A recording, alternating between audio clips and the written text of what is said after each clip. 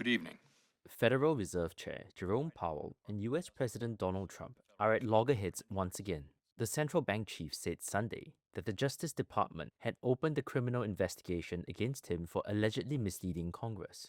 While the probe is ostensibly about a project to renovate the Fed's office buildings, Powell says that is just a pretext. The threat of criminal charges is a consequence of the Federal Reserve setting interest rates based on our best assessment of what will serve the public, rather than following the preferences of the president. The criminal investigation marks a dramatic escalation in tensions between the White House and Fed.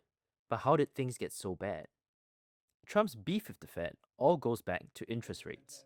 He has repeatedly called on the central bank to cut rates faster, saying that would boost the economy. Trump says they should go as low as 1%, a level rarely seen outside times of crisis. He's been frustrated with the Fed's caution, dubbing its boss too late Powell, and at times threatening to fire him.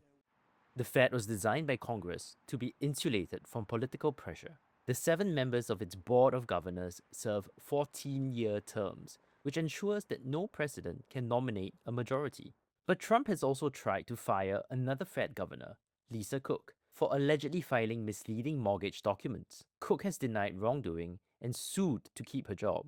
A planned renovation of 2 historic buildings in the Fed's Washington headquarters has run over budget. That's for reasons such as higher than expected costs, design changes, and unforeseen hazardous material contamination. Trump has accused Powell of mismanagement and hinted at fraud without providing evidence. Powell has rejected the charges and defended the need to remove hazardous materials. The DOJ appears to be preparing to indict Powell for lying to Congress. That's over his June testimony to the Senate Banking Committee about the renovation. George Washington University political expert Sarah Binder says it's a deeply unusual move for the Justice Department. Well, it's certainly not normal for U.S. attorneys' offices to go after what appear to be the president's critics. In this case, Powell's not a Trump critic per se. Um, but what's unusual here is that we know, as the president keeps saying, he wants lower interest rates from the Federal Reserve.